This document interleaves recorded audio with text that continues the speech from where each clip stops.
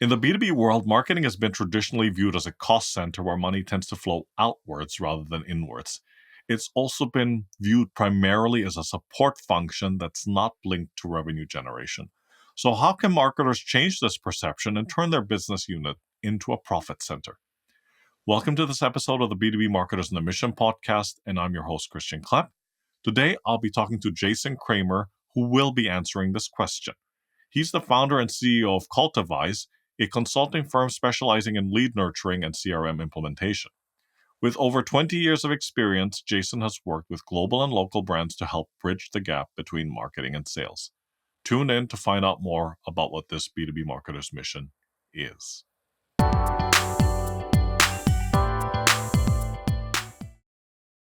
Off we go, Mr. Jason Kramer. Welcome to the show, sir. Thanks, Christian. Happy to be here. Oh man, I'm telling you, well, first of all, that, and secondly, I love how we're so color coordinated too. I mean, it's just, the stars are aligned today, man. I got the memo. I got it nice and early. Fantastic. Jason, great to have you on the show. I'm really looking forward to this conversation. And as we talked about just before I hit record, I mean, this is a topic that, unfortunately, is not going to get old, right? Like, this is something that it's something that's recurring. It's something that B2B marketing teams struggle with day in, day out. But let's keep the audience in suspense a little while longer, and let's dive right in. Let's do it. Yeah, fantastic. So, Jason, you're on a mission to partner with businesses that empower teams to focus on what they do best, which is delivering exceptional products and services. So here comes the topic that we're going to focus on today. Hold on to your seats, folks. How to turn B2B marketing into a profit center. Okay, so let's kick off the conversation with two questions, and I'm happy to repeat them. So the first question is, why do you think marketing has traditionally been viewed as a cost or expense center in B2B? And the second question is, where do you see most B2B marketing teams struggle with regards to this perception? Great questions. All right. So the first one would be simply that when marketing isn't connected to sales, the often what you're looking at in terms of a data point is how many leads do we get? How many times did the phone call ring? We did marketing to get traffic to our trade show booth or to our webinar. How many people showed up? And that's the quantifying number. And you might have a threshold to say we want to get 100 leads, 50 leads, 500. And then when you get those, you're happy. You're like, we hit our goal. But to me, Christian, the disconnect is, well, what happened to those leads? How many were qualified? How many actually made it to an initial sales call, to a product demo, to a sample request, whatever it might be?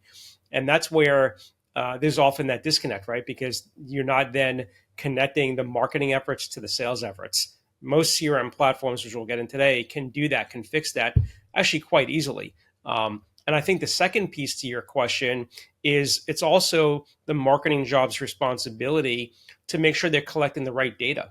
And so a good example of that is when somebody's coming to your website, whatever marketing channel you're doing, you're driving traffic in B2B, often usually to a website or maybe the phone call. But those are usually the two main buckets, right? I think you would agree with that, Christian? Yeah, absolutely. What they're often not doing is they're not capturing the hidden information. And what I mean by that is they're capturing first name, last name, company, email, phone number, etc. But on their form, they're not capturing the referring URL. They're not capturing where did that person come from. If they're running AdWords campaigns, they're not recording in the form submission what keyword led them to the landing page to fill it out.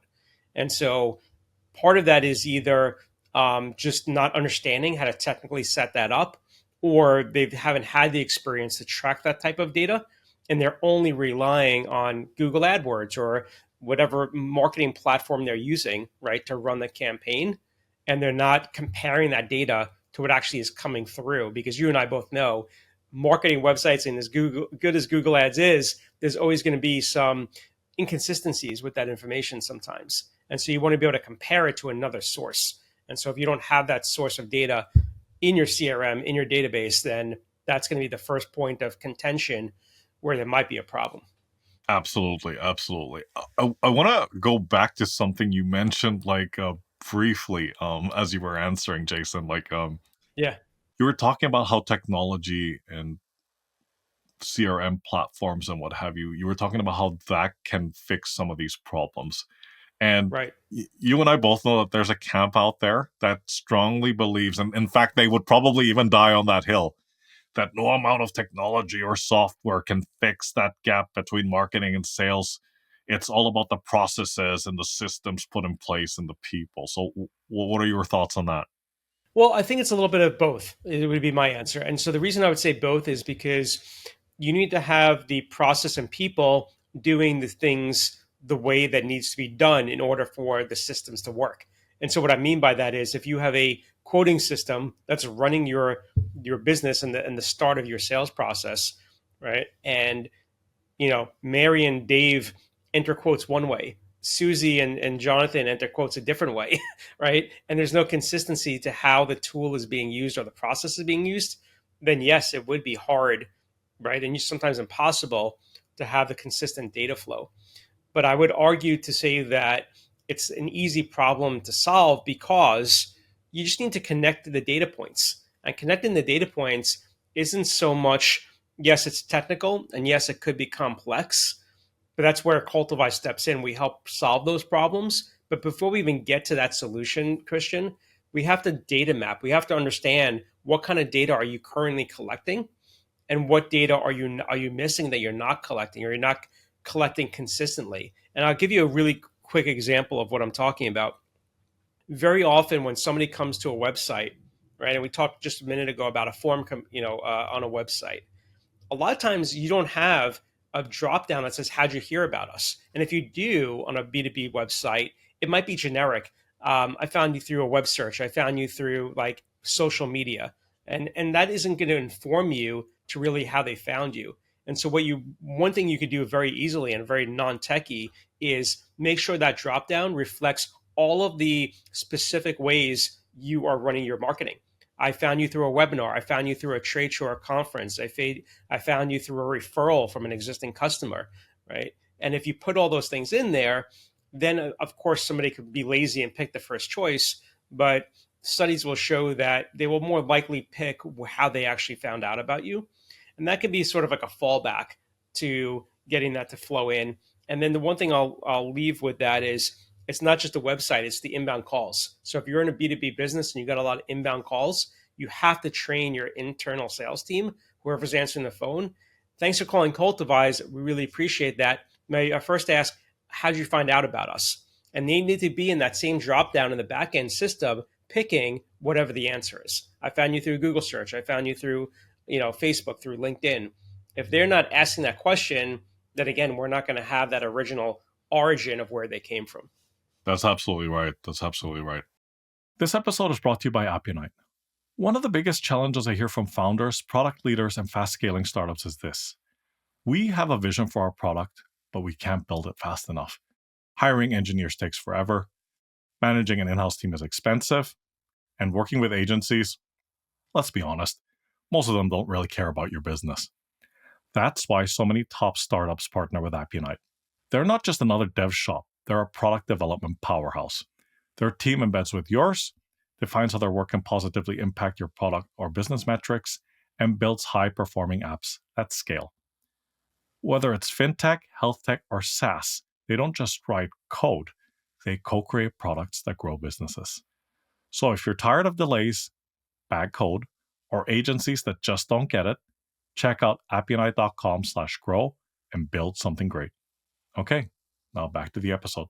I'm going to move us on to the next question, which is about key pitfalls to avoid. So, if we're talking about like turning marketing into this profit center, what are some of these key pitfalls to avoid and what should people be doing instead?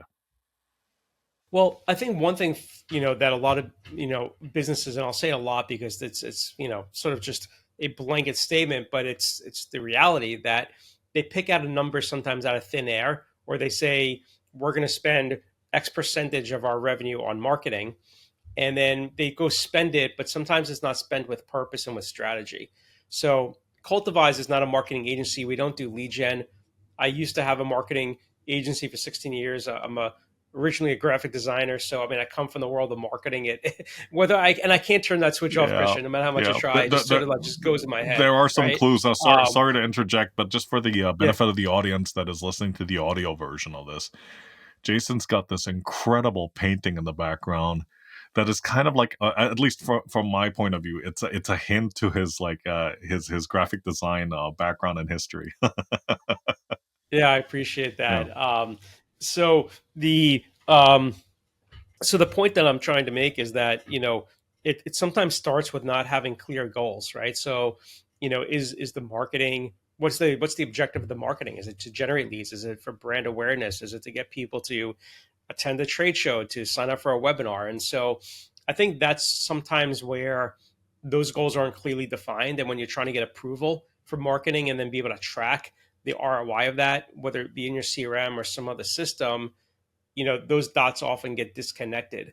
But very often, because companies are not tying their sales data to their marketing efforts, it's really just looked at as an expense item, on the profit and loss statement, right? And so you say, okay, we're going to spend 30 grand this year, we're going to spend 100 grand this year on marketing.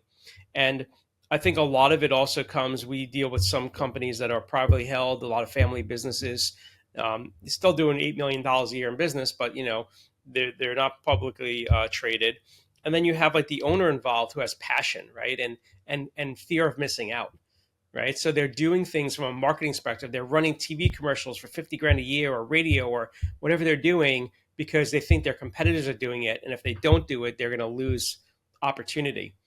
But once you start tracking that, then you can prove whether or not those different channels are actually working or not. And so I think it all comes down to, really identifying, to summarize, what are the goals? So even if you're listening today and you're in a marketing role, you're the owner of the business, what are we trying to do with our marketing? What is that specific action item we're trying to do? And it can be many action items. And then the ultimate question is, right, which we're talking about, Christian, today, how are we tracking the results of that? And how are we quantifying the results? It's not so much about, oh, we got this many new LinkedIn connections, but what's the quality of those connections? How do we classify them? Are they referral partners? Are they potential clients, et cetera? yeah. Those are some really great points, and we'll get to the quantifying and metrics aspect of it later in the conversation. Moving on to the next question. Now that we've kind of like set this up, right? How do you think marketing teams can break out of this stereotype? This, oh, you guys are just running up a tab and you're just a cost center. How can they break out of that and become a profit center? So what are the key steps they need to take to make that happen? Well, I think the first key step is having a relationship with the sales team. I think a lot of marketing teams are living in a vacuum, either by choice or maybe it's not by choice. It's the way the organization is set up and the structure of the company. But I think having those, weekly, if not weekly, biweekly meetings with the sales team to understand what's happening with the things that are being passed to the sales team. If that open dialogue isn't there, then it's really hard to coexist to kind of reach this goal of connecting the sales and marketing data. I think the other thing that we also have to consider and to look at is, are we bringing in all the information we need to track everything from a marketing perspective, right? So we talked before about those hidden fields on a form. If you're not already tracking that, that's something certainly to be put in place right away to get all that data. And then the third component would be, what is the sales team using, right? So you as the marketing team have your software, have different things you're using. What is the sales team using? Is there a CRM? Is there a ERP? Is there something like a NetSuite or a HubSpot? And maybe they're using it just for sales and the marketing team doesn't have access to that tool. That's something to next figure out, right? And to identify. If you are truly in a vacuum, one thing you could do, there's a great tool called Built With. And I'm sure you know, Christian. It's a free tool. I mean, you could pay for an advanced version of it, but it's a Chrome extension. And you can go to your own company Yep, website, click on the Built With yep. icon, and it'll tell you what technology is installed on the website. Now, as the marketing team, you probably would know that. However, I have seen situations where you have a sales team that's using some software that's been installed on the website unbeknownst to the marketing team. So that would inform you of some technology that may be being used by other departments other than yourself that could be leveraged. Yeah, yeah, no, it's definitely some great advice. I mean, that first piece I would say is just crucial, like building that relationship with the sales team. I mean, it blows my mind, like, how many marketers, like, don't have that regular cadence in terms of, like, the meetings with Yeah. sales and having those relationships, and that leads to things like, okay, if they need to do, if they need to interview customers, then that's when the sales teams become hesitant. They're like, no, well, why do you want to talk to our customers, right? Then they become very protective and territorial, and unfortunately I've seen that scenario play out so many times. Yeah, absolutely. And I think, and maybe we'll get to it, but I think, that communication is also important, to prevent overlap of communication to the customer. So often we'll see that, sales team is reaching out and the marketing team is reaching out at the same time. And now you kind of, give a bad taste to the customer experience because they're getting inundated with too much communication. Yeah, yeah, then it confuses the client, like, okay, why am I Right. having so many people contact me, right? Exactly. Yeah, yeah.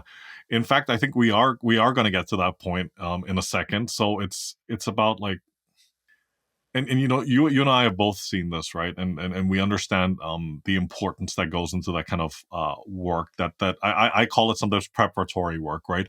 We know that marketers need to do this work internally to turn their function into a profit center. So based on your experience, how can marketers better communicate, and I don't really want to use this word, but it's true, educate senior management and other business units about their activities, and how can they get buy-in and validation for the initiatives they're proposing?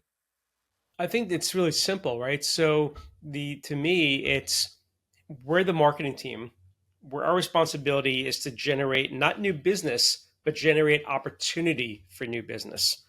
Okay. And I think it's a very clear distinction, right? Because sometimes senior leadership will say, okay, the marketing team is responsible for lead generation or for helping drive revenue. Well, they're involved in that process, but they're ultimately not fully responsible on their own, right? It has to go in tandem with the sales team that's going to convert those leads into a qualified customer. So I think one thing a marketing team or marketing manager can certainly say is, well, how do we know if the leads we're generating are qualified or not?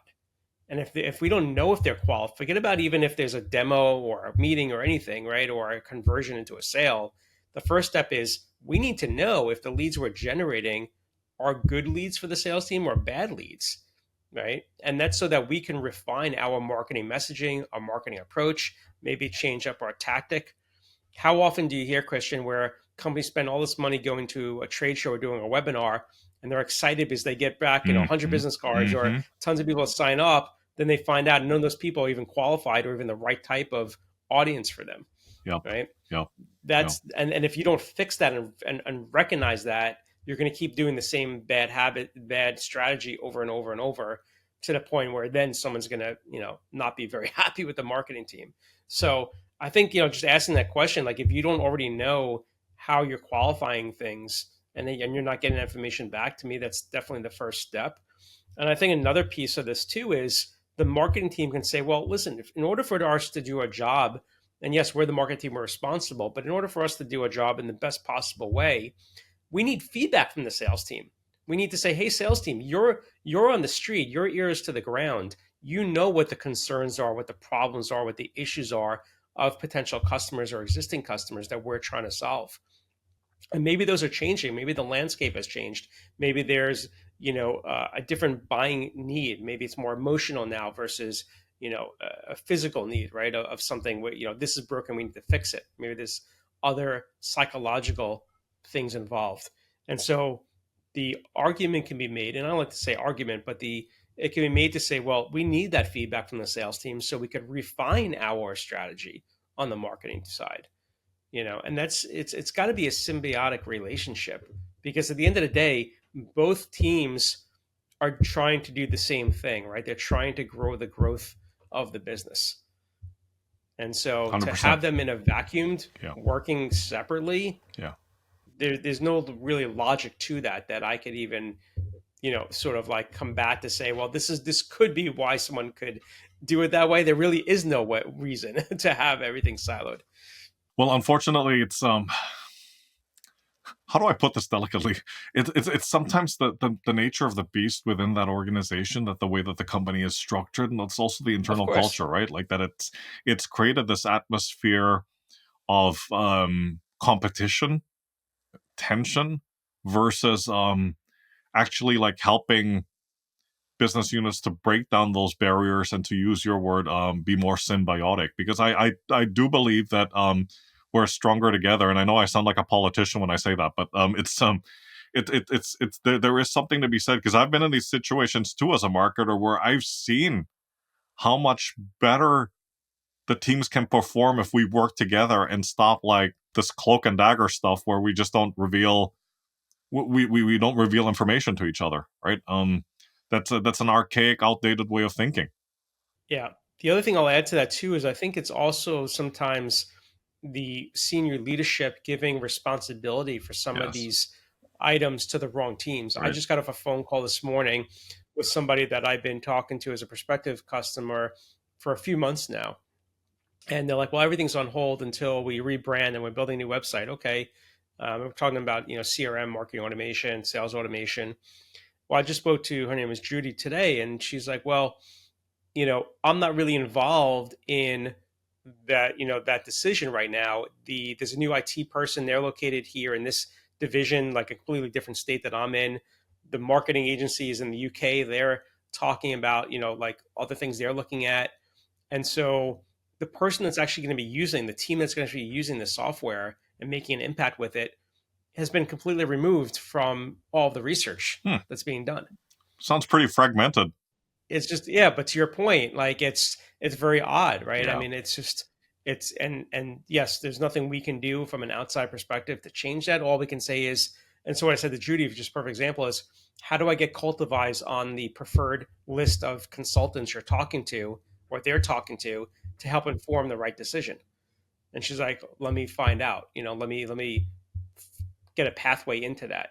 And so now I don't know who these people are, but she's mentioned that head of IT is in Minnesota. She mentioned the agency is in the UK. So now I could go on Apollo and other tools and LinkedIn and try to find those people and make some headway and introduce myself and say, hey, I'm already working with Judy here in the US, and she mentioned that you might be involved in this new project. Just want to introduce myself. And so that's sort of how you have to sort of think penetrate, through that obstacle. precisely, precisely. And if I could just add on to what we've been talking about, and I think that was your point earlier on in the conversation, is if there isn't this symbiotic relationship and everything is so siloed and fragmented, um, one of the dangers that I've seen in the past, for not just marketing but for all people involved, is that it becomes this ecosystem where everything is very reactive. It's everything is a knee jerk reaction. Like there isn't any, because people aren't actively collaborating, or there is no communication. Um, that then things are, things move slowly. Things become more reactive, and it just doesn't help anyone. Yeah, no, Yeah, absolutely. Because you're yeah, you're making your decisions based on emotion and not based on an actual data. that's right. That's right. Okay, sir. We get to the point in the conversation where we're talking about actionable tips, and you've given us plenty already, Jason. But just imagine there's somebody out there that's listening to this interview, and you want them to take what you've been talking about and implement it right now. Not in 6 months, not in a year. Like after listening to this, like what are 3 to 5 things that they can do if they're one of these marketers that you and I have been talking about, that they have to prove that marketing can be a profit center and not a cost center? What can they do? So the first thing to do is, if you're not already in conversation with the sales team, whether it be a team of two or a team of 200, get in touch with them, right? Say, hey, like we'd love to get a conversation started, just to understand what tools you're using, specifically, and more importantly, is the first step. How do you qualify somebody, right? That's, I think, really important. The other thing you'd want to do if you're the marketing team is understand, what does the sales team do with the leads once they get them from you, whether they're getting them automatically, or however they're getting, you're generating, they're taking over. What does that look like? What tools are they using? What's their process? Getting a full picture of that, I think, is going to be a really key piece to bridging the gap. Secondly, I would say looking at the company website, if you're on the marketing team, looking at your website forms and saying, what kind of data are we collecting? Are we collecting this hidden data that's Jason's talking about? Or do we have that drop down that says, how'd you hear about us? And are those choices reflective of the things we do from a marketing standpoint? I think that's really critical. I think the other third thing to do also is to understand, well, the data that you're generating outside of digital, what are you doing with that data? So if you're doing, let's say, a direct mail campaign, how are you tracking, the results of that? People coming to the website, hopefully there's a QR code on that direct mail piece, which is a great low tech way to get people to a specific landing page, right? That's specific.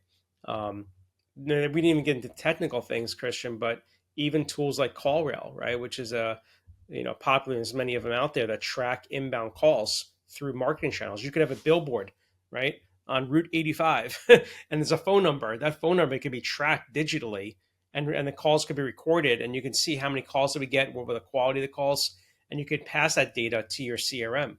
So there's a lot that can be done from a technical perspective, which I'm happy if anybody that's listening wants to reach out and share some of those more detailed ideas with everybody. And then the other piece of it, I would say, is, what does your report look like today? Like if you had to bring a report to management and say, this is our results. We've just spent $50,000 this year, this quarter on marketing. This is the outcome of that. What are you showing them? What kind of report do you have? And not only what report do you have, how long did it take you to create that report? Was that a 2 week project, a 2 month project, right? Was that a 2 minute project because you already have all these systems in place?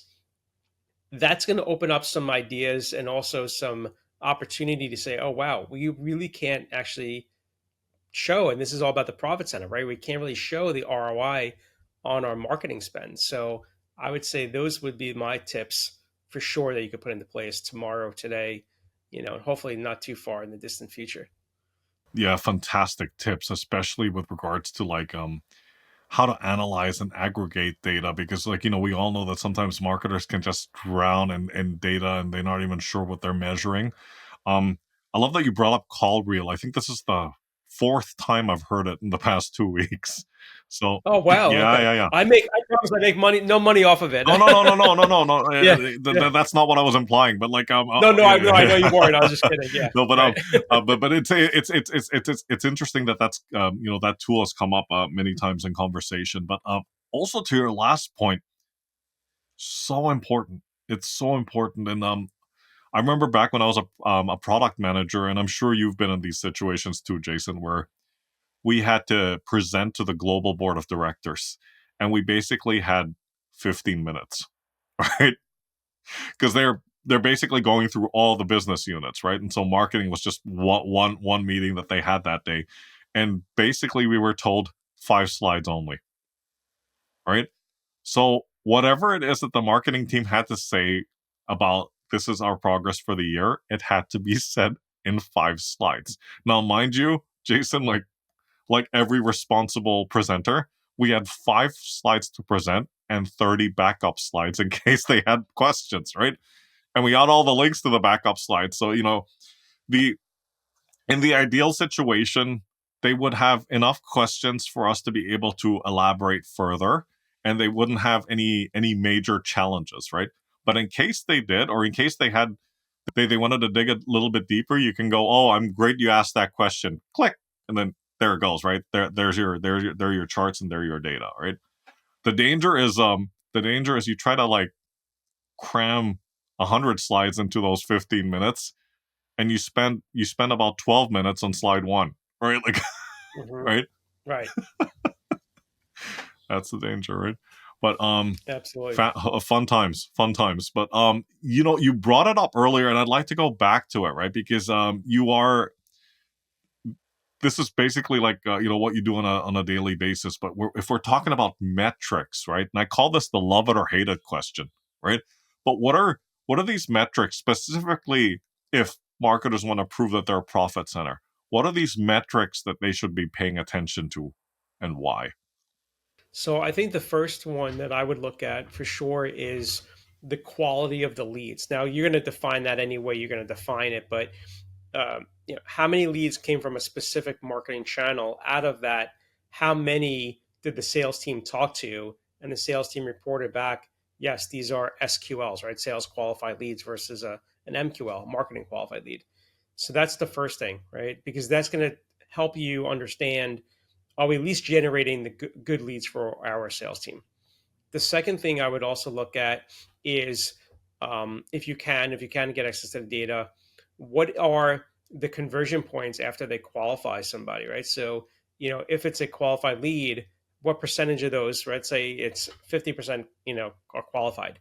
Out of the 50%, how many went to that next step in the sales process? How many got the demo? How many requested a sample request? Out of those, how many, right, went down the funnel and did the next thing? And the reason that's important is because they might be qualified based on, they have the money, they have the problem, they have whatever, right? So they're qualified. But then you find out, oh, they're in the wrong industry. So actually now they're not qualified, right? After talking to them. So I think that's really important. I think the other thing I always also look to at is a simple conversion. And I do this in a somewhat of a complex, but not overly complex spreadsheet I built. How many website visitors did we get to our website in any given month? Out of that, how many actually converted? Took some action on the website, downloaded an ebook, filled out the contact us form, signed up for a newsletter, whatever they did. How many converted? And out of those conversions, how many actually became a customer? And that allows me to look at my CPL, my cost per lead, and then also my cost per acquisition, right? So so how much am I spending on marketing, right? Comparing it to the website traffic we're getting and then to those conversions. I think that's a really key fundamental number. And then I think the other one is tracking what you spend. If you're doing Facebook, AdWords, whatever marketing you're doing, webinars, what was the dollar amount you spent in that particular month? And how many leads did you generate? And then what was your cost per lead? And then, for example, if it costs you $1,000 to do a webinar and, only 5 people showed up, it's pretty expensive, right, to generate leads. Whereas if 500 people showed up, oh, wow, this is pretty cost effective. It's pennies on the dollar, right, for how many people actually showed up. So I think those are some key numbers that aren't complicated, Yeah. that even if you didn't have a CRM or software, you could easily track those in a spreadsheet. Yeah, yeah, no, absolutely. I mean, like, we start with quality of the leads, which I think is extremely important, conversion points, and I think you said number of visitors. So, like, how many came to the website, how many converted, how many became customers, and then tracking spend. Fantastic, fantastic. Yeah, because the Mm-hmm. one thing to know about the website traffic too is, if you're not, I mean, I can't tell how many marketers I Yeah, talk to that don't even look at Google Analytics on a regular yeah, basis. And so if you're spending all this money to drive traffic, generate leads, like you'd obviously want to see your website traffic going up month after month. If it's just flatline, then something's off with your marketing. yeah, absolutely, Yeah, absolutely. yeah. Okay, sir. We get to the I call it the soapbox question. So,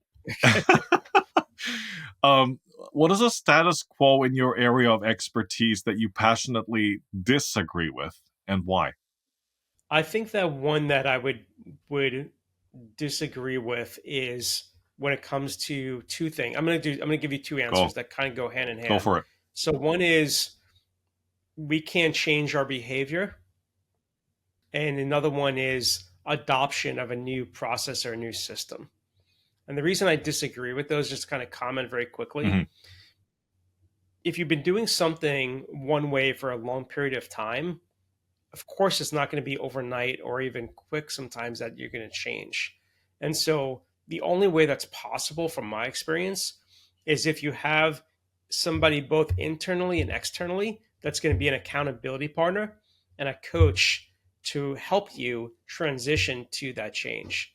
And so, one thing we do here at Cultivize, because we're in the world of building CRM for, systems for companies, is we'll work with that team indefinitely, right? So we might have weekly calls. They might eventually go to biweekly, then monthly. But we've had clients for years. We still meet with them every month because we make sure that nothing's falling off, that they're doing all the things they're supposed to be doing. And so I think sometimes people have the mindset, well, we've been doing it this way for so long, like it's not going to happen. Like there's no way we can change. And yeah, if you don't want to change, you're not going to change. But if you have the willingness to say, okay, we're willing to change, we see the value in Yeah. changing, we see that it's going to help Hmm. us.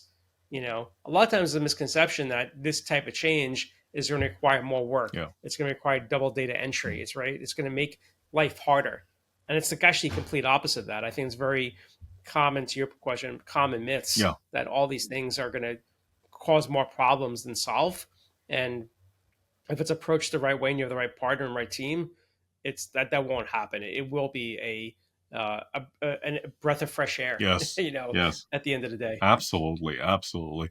I mean, like there were a lot of people that over COVID or during the pandemic, they went back and they took courses and they relearned something. And I think one of my best or biggest takeaways from that period of time was that I had to learn, relearn, and unlearn certain things. Right. And I would say that the third one was probably the hardest. Right. The unlearning. And, to your point, it's not impossible to change, but it does become harder, right? Like it does become harder. It's a question also of mindset, right? So Of course, mm, and I think it becomes harder with age too, right? So yes, if you have yeah, people on the team that are, in their tenure, they're older hmm, generation, then yeah, they've been doing it for so yeah, long. Versus someone that's younger, it may be easier for them to adopt. But it doesn't mean that it's impossible. But yes, it's all about the attitude. absolutely, absolutely. Okay, here comes the bonus question. So when you're not driving client success, I have heard this rumor that you enjoy being on a boat in the Hudson, right? So the question is, if you were given the choice to pick any boat in any location on Earth, right? Any location in the world Oh wow, okay, to sail that thing. Well, I guess it's a two-pronged question, right? Like what boat would you choose and which yeah. location would you choose and why? So that's really interesting. Mm. So the Hudson River, if anybody's ever been to the Hudson Hmm. River, it's a very dirty river. It's brown. Well, closer The to New York, scenery is right? Like, absolutely yeah, the yeah, scenery is beautiful. If you look at like, above the horizon yeah, level, I mean, it's beautiful yeah, landscape and it's great. yeah, You look down, you know, I joke my wife, my wife's like, why do we let the kids and why do we swim in here? yeah, I'm like, well, it's hot. We jump in and, nothing's falling, no body parts falling off yet. yeah, We'll be all yeah, right. yeah. Um, but I think being somewhere in a more tropical setting, um, the idea of like the open ocean to me isn't as appealing as like if you were. I remember we went to a place called Peter Island, which is Hmm. off the coast of Portola for my honeymoon almost like 20 years ago, Okay. and we went snorkeling and the water there is so beautiful and just the mountains and everything. So I think being in a place like that, some type of like Caribbean tropical area, I think would be kind of exciting to be able to navigate and kind of have just beautiful coral water, to explore with. I think as far as type of vessel goes, I would say something that's manageable to handle on my own. So, probably, a 35, foot, 40-foot boat that's got a nice cabin that could, withstand weather Mm. conditions. And it's interesting you asked me that question Yeah. because I've always wondered, like on the Hudson, like my boat, I've gone, a couple of hours in either direction of where I keep it at the marina. Partly because, the amount of fuel I can have on the boat and it's not the thing like when you're driving. I mean, yes, you got to plan out the gas, but it's a little bit easier when you're on a boat. There's only so many places you can get gas, right? So you have to be very strategic about Yeah. that. And so, but one thing I've thought about is, well, like, would I be comfortable going out into the open ocean where there's no frame of reference, there's no Yeah. navigational points? I've talked to other people at the marina who Hmm. have gone and taken those big trips, and even met people from. I met a couple last year on a nice big boat from Michigan. Hmm. She said him and his wife, came up and they've been on living on the boat for like 3 months, and they're just going all around, the U.S. on the boat. Um, that's a completely different, Yes. you know, Yes. uh, challenge and skill Yeah. level and sort of set of kahunas. you know, uh, Indeed. I'm because I will tell you I've been in rough waters on personal boats before.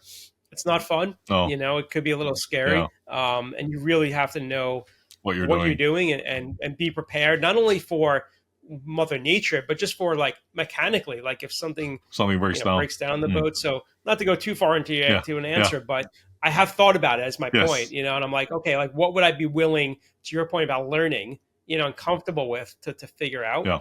Um, but there's so much, where I live towards like upstate New York. I mean, I've thought about, taking trips to Connecticut, to out, east to Long Island. I mean, there's like tons of places I can go from an access point. I'm not on a lake. Right. Right. So that's something that I definitely would love to do. I could also see myself, moving and being in that maybe a tropical area. I always tell my wife, it'd be fun to like have a charter boat, if we retire, Yeah. and just take people out snorkeling in the Caribbean. And that's what we did for fun. Yeah. Yeah. So, Or set up the Cultivize office in the Bahamas or Barbados or something, right? Like, you know what? It's not a bad idea. yeah. I have one son that's almost in college, and another daughter that's a few years away. And I said I really like the idea of being that digital nomad and just kind of just moving around a little bit and working wherever. So Fantastic. we'll see. Maybe Fantastic. we'll have to have another podcast, and in a few years, and we'll see. Maybe we'll have it from the boat, and it won't be this beautiful picture behind me. It'll be some tropical scenery. Maybe. Yeah. Wow. Jason, this has been a fantastic conversation. So thanks again for coming on the show and for sharing your experience and expertise with those listeners. And please, quick intro to yourself and how folks can get in touch with you. And another question on top of the question is, how does somebody who is in graphic design end up working with data and CRM? So I'll answer that first. But Mm. so I've always been a left brain, right brain sort of person. I've never really knew that about myself. But I'm a very detail oriented person. I love kind of like, even I'll give a really quick funny story. Yeah. So I think it's funny when Yeah. when I was in art school on Syracuse, and I had this painting teacher. I did, all different, figure drawing, things like that. But this painting teacher who, you know, never really like loved my style of painting. Like, Okay. let's just say that. Okay. And so I was doing this painting. It was very abstract, and they're like, but to me, like everything had to be perfect. Like I was not like a Jackson Pollock type painter. Like all the lines buttoned up. Like I needed to be things just way my brain and my sort of like thought process worked. Yeah.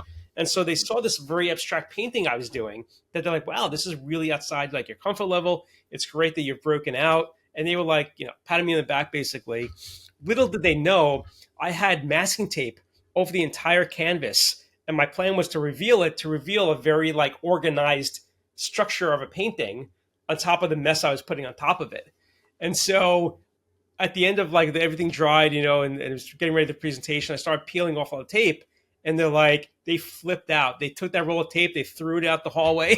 They're like, masking tape is never allowed in a painting class. Like, why would you bring it? Like this person was like off the charts, Oh no. eccentric. And so like, I guess my point is that I've always gravitated in the art world.